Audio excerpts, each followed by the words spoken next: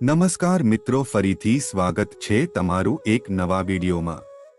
મિત્રો, આજની વિડીયો ખાસ એવા લોકો માટે છે કે જેઓ અલગ અલગ દેવી દેવતાઓની પૂજા કરે છે, જેમ કે સોમવારે શિવજી, મંગળવારે હનુમાનજી અને બુધવારના દિવસે ગણેશજી। પરંતુ શું મિત્રો, તમે ક્યારે વિચાર્યું છે કે આવું કરવાથી તમારા જીવન પર શું પ્રભાવ પડે છે? તો મિત્રો, આ વિષય પર ભગવાન શિવજીએ ખૂબ જ સુંદર કથા સંભળાવી છે। તો આજની વિડીયોને અંત સુધી અવશ્ય જુઓ।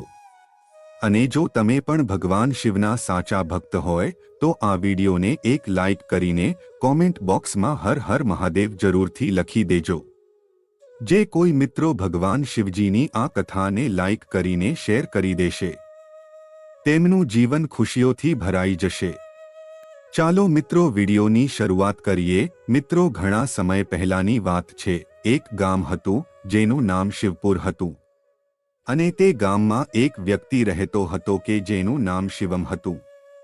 શિવમ ખૂબ જ ધાર્મિક કે માણસ હતો, અને તેના જીવનમાં દરેક દેવી દેવતાની કૃપા મેળવવા માંગતો હતો, અને તે બાળપણથી જ ખૂબ જ ભક્તિભાવવાળો માણસ હતો, અને દરરોજ મંદિરે જઈને પૂજા કરવી તેનો નિત્યક્રમ હતો।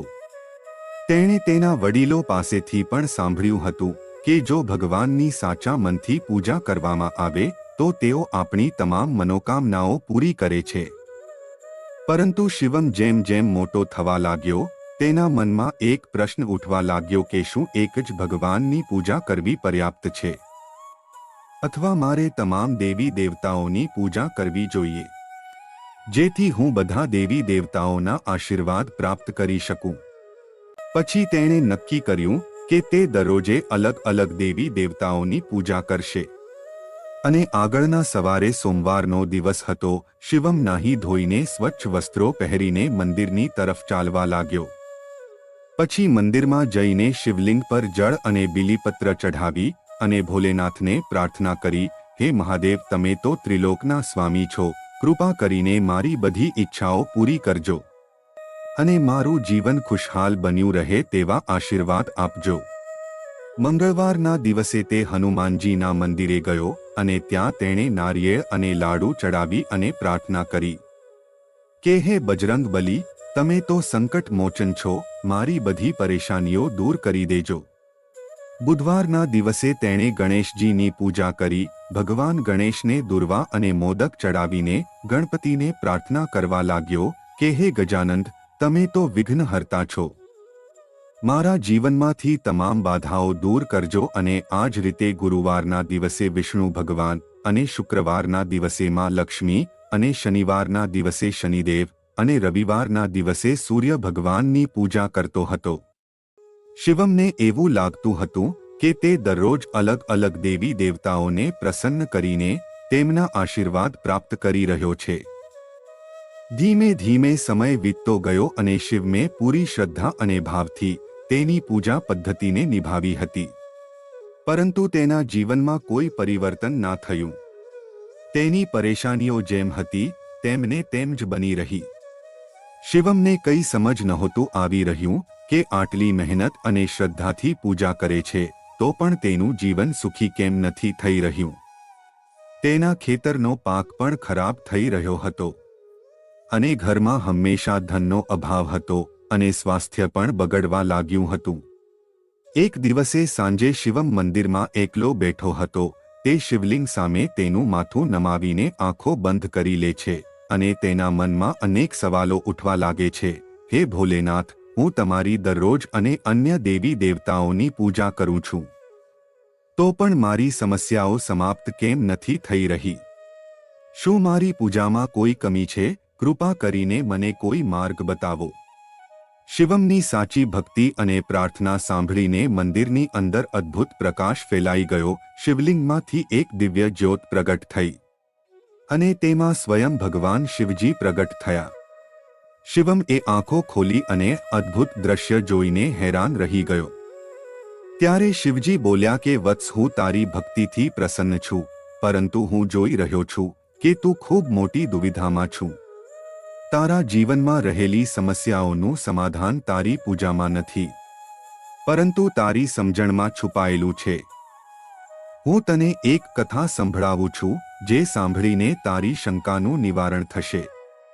આ કથાને ધ્યાનથી સાંભળજે. ઘણા સમય પહેલાની વાત છે. એક સુંદર અને શાંત ગામ હતું. જે ગામમાંથી 3 યાત્રીઓ તેમનું કામ અને જીવનમાં સફળતા મેળવવાની ઈચ્છાથી ખૂબ જ મોટા અને સમૃદ્ધ નગર તરફ આગળ વધી રહ્યા હતા. તે નગર સુધી પહોંચવા માટે 3 અલગ અલગ રસ્તા હતા, જેમાંથી દરેક રસ્તો પોતાની કઠિનાઈઓ અને વિશેષતાઓ માટે જાણીતો હતો. દરેક યાત્રીએ તેમના અનુભવ અને સમજણના આધાર પર એક અલગ અલગ રસ્તો પસંદ કર્યો. પરંતુ તે ત્રણેયનું એક જ લક્ષ્ય હતું કે નગર સુધી પહોંચવું અને જીવનમાં સફળતા પ્રાપ્ત કરવી. પહેલો યાત્રી જે હોય છે, તે સીધો અને લાંબો રસ્તો પસંદ કરે છે, જે પૂરી રીતે સપાટ અને સાફ હતો. આ રસ્તો કોઈ મુશ્કેલીઓ વિનાનો હતો, પરંતુ આ રસ્તામાં એક જ ખામી હતી કે આ રસ્તો ખૂબ જ લાંબો હતો. તે યાત્રી એ રસ્તા પર ધીમે ધીમે ચાલવા લાગ્યો, પરંતુ સમયની સાથે તેની હિંમત પણ તૂટવા લાગી. પછી તે વિચારવા લાગ્યો કે આ રસ્તો ખૂબ જ થકવી દેનારો છે. પછી તેણે તો પણ રસ્તાની લંબાઈને નજરઅંદાજ કરીને આગળ વધતો ગયો. ધીમે ધીમે તેની ગતિ ઓછી થતી ગઈ અને તે થાકીને એક જગ્યાએ બેસી ગયો. તે નિરાશ થઈને વિચારવા લાગ્યો કે જો આમ જ ચાલતું રહ્યું તો મંઝિલ સુધી પહોંચતા પહોંચતા તેની આખી જિંદગી સમાપ્ત થઈ જશે. આ રસ્તો શારીરિક અને માનસિક રૂપથી થકાવી નાખનારો હતો.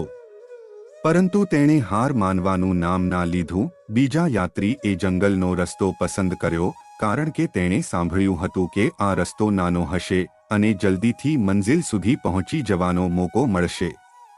પરંતુ જંગલના રસ્તેથી જતા તેને અનેક કઠિનાઈઓનો સામનો કરવો પડ્યો. રસ્તો ખૂબ જ ઘનઘોર અને કાંટાથી ભરેલો હતો. તેને દરેક પગલા પર કાંટા અને જાળીઓથી ઝઝૂમવાનું હતું. ઘણી જગ્યાએ તો તેણે જંગલી જાનવરોનો પણ સામનો કરવો પડ્યો, જે તેની સુરક્ષા માટે ખતરાનું કારણ બની શકે એમ હતા. તેણે ઘણીવાર વિચાર્યું કે આ રસ્તો ખૂબ જ ખતરનાક છે અને તેણે અહીંથી પાછા ચાલ્યા જવું જોઈએ. પરંતુ તે આગળ વધતો રહ્યો અને દરેક મોડ પર તેને એક નવો ખતરો અને પડકાર મળી રહ્યો હતો. અંતે તે ખૂબ જ થાકેલો અને ઘાયલ અવસ્થામાં નગર પહોંચે છે અને તેને અહેસાસ થયો કે જલ્દી મંઝિલ સુધી પહોંચવાના ચક્કરમાં કેટલી પરેશાનીઓ વેઠી. હવે તેને સમજમાં આવી રહ્યું હતું. ત્રીજા યાત્રી એ નદીના કિનારાનો રસ્તો પસંદ કર્યો, જે જોવામાં શાંત અને સૌમ્યતાનું પ્રતીક હતો. અને આ રસ્તો જોઈને તેને લાગ્યું કે આ રસ્તો સૌથી સુરક્ષિત અને સીધો માર્ગ હશે. પરંતુ તે રસ્તો એટલો આસાન ન હતો જેટલું તેણે વિચાર્યું હતું. કિનારે ચાલતા ચાલતા તે ઘણીવાર લપસીને નીચે પડી જતો હતો અને ઘાયલ પણ થઈ રહ્યો હતો. પરંતુ તે છતાં તેણે પોતાનું સાહસ ટકાવી રાખ્યું અને ધીમે ધીમે આગળ વધતો રહ્યો. અને થોડા સમય બાદ તેને તેની કોશિશ કરવાનું ફળ મળી ગયું અને અંતે તે નગરમાં તે પહોંચી ગયો. પછી કથા સમાપ્ત કરતા ભગવાન શિવ કહે છે, હે વત્સ, હવે તું જણાવ કે આ ત્રણમાંથી કોનો રસ્તો સૌથી યોગ્ય હતો. શિવમ વિચારતા કહે છે કે હે ભોલેનાથ, ત્રણેય રસ્તા અલગ અલગ હતા, પરંતુ ત્રણેયને પોતાની મંઝિલ સુધી પહોંચાડી દીધા. પરંતુ આ યાત્રીઓ એ સૌથી સીધો અને સરળ રસ્તાની પસંદગી કરી હોત તો તેમને આટલી પરેશાનીઓ ના વેઠવી પડી હોત. પછી ભગવાન શિવજી એ શિવમની વાત સાંભળીને હસતા હસતા કહ્યું, ઠીક, આ પ્રકારે જ ભક્તિનો માર્ગ હોય છે. જ્યારે તું અલગ અલગ દેવી દેવતાઓની પૂજા કરે છે તો આ ત્રણ અલગ અલગ રસ્તા ઉપર ચાલવા જેવું છે. દરેક દેવતા એક જ પરમ શક્તિનું રૂપ છે, પરંતુ તમે મનને અનેક દિશાઓમાં વહેંચો છો અને તમારી ભક્તિ ભટકી જાય છે. જો તમે સાચા મનથી કોઈ એક ભગવાનને પૂર્ણ નિષ્ઠા અને એકાગ્રતાથી સ્મરણ કરો છો તો તે શક્તિ તમારા જીવનની તમામ સમસ્યાઓનું સમાધાન કરી દે છે. અને તમામ દેવી દેવતાઓના આશીર્વાદ પ્રાપ્ત કરવાનો એકમાત્ર રસ્તો એ જ છે કે તમે કોઈ એકને જ સમર્પણ ભાવથી પૂજા કરો.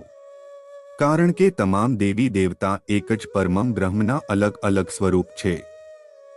પછી શિવમ કહે છે કે શું મારે માત્ર તમારી જ પૂજા કરવી જોઈએ? ત્યારે ભગવાન શિવજી કહે છે કે ભક્તનો અર્થ માત્ર મારા નામનો જાપ કરવો નથી, પરંતુ સાચી ભક્તિનો અર્થ છે પ્રેમ, નિષ્ઠા અને એકાગ્રતા. જે પણ રૂપમાં તમે ઈશ્વરને માનો છો, તો તેને પૂરા મનથી યાદ કરો. જો તમે એક જ રસ્તા પર ચાલો છો, તો મંઝિલ સુધી પહોંચવું સરળ બની જાય છે. ભગવાન શિવનો સંદેશ સાંભળીને શિવમનું મન શાંતિથી ભરાઈ ગયું, અને હવે તેને ખબર પડી ગઈ કે તે પોતાની ભક્તિને અનેક દિશાઓમાં વહેંચી રહ્યો હતો, જેના કારણે તેને શાંતિ મળી રહી ન હતી. પછી તેણે મનોમન નિશ્ચય કરી લીધો કે તે હવેથી એક જ ભગવાનને પૂરા પ્રેમ, નિષ્ઠા અને શ્રદ્ધાની સાથે યાદ કરશે અને પોતાની ભક્તિને સરળ અને એકાગ્ર બનાવશે.